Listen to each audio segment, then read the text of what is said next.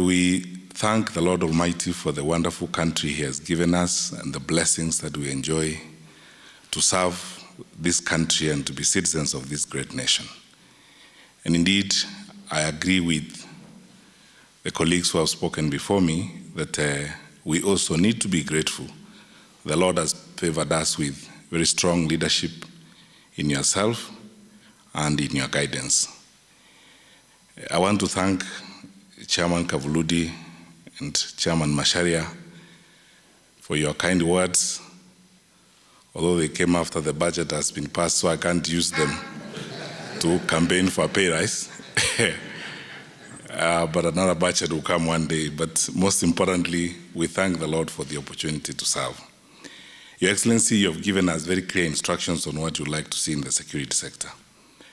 And together with my colleagues and the strong team that we have, we are doing our best to translate your vision and to implement the instructions you have given us. There is a lot that has been done, as evidenced by these colleagues who have served, but there is yet a lot more we need to do as we move forward. Your Excellency, you instructed us that you wanted a deliberative and collaborative security sector where we talk more with each other than talk at each other, so that we can get some more work done. And we have formed the National Police Reforms Consultative Forum. We are now sitting around the table with civil society and non-state actors so that we can talk more about improving the security and the safety of the Kenyan people rather than going to press conferences to criticize each other. And that relationship is beginning to bear fruit.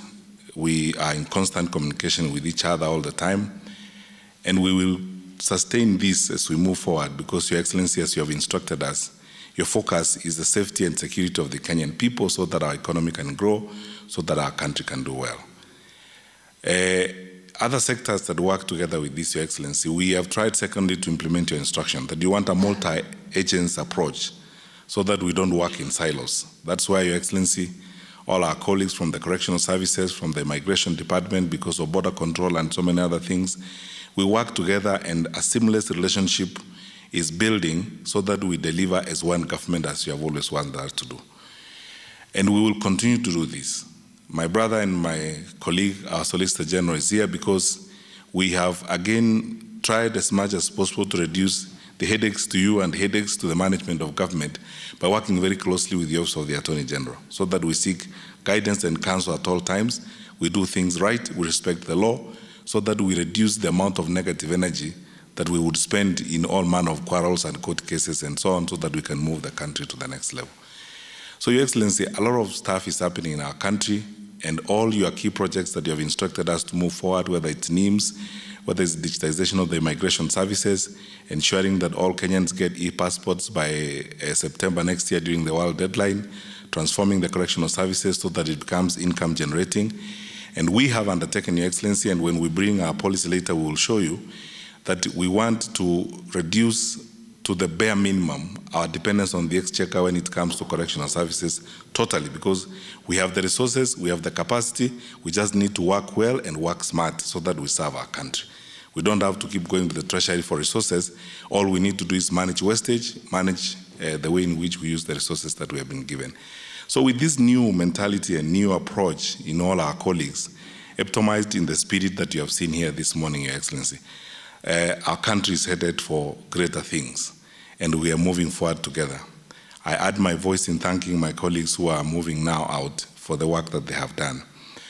But, Your Excellency, I want to ask you kindly, if you do not mind, you allow us, because these two institutions have got something unique about them.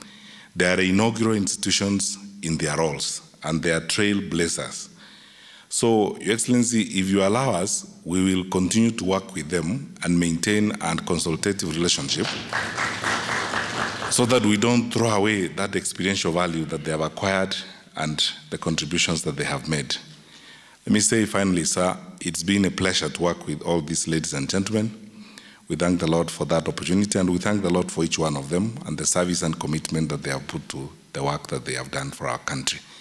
And I assure you, sir, of our continued commitment to try every way we can to fulfill your expectations of us and to deliver on the mandate that you have assigned us.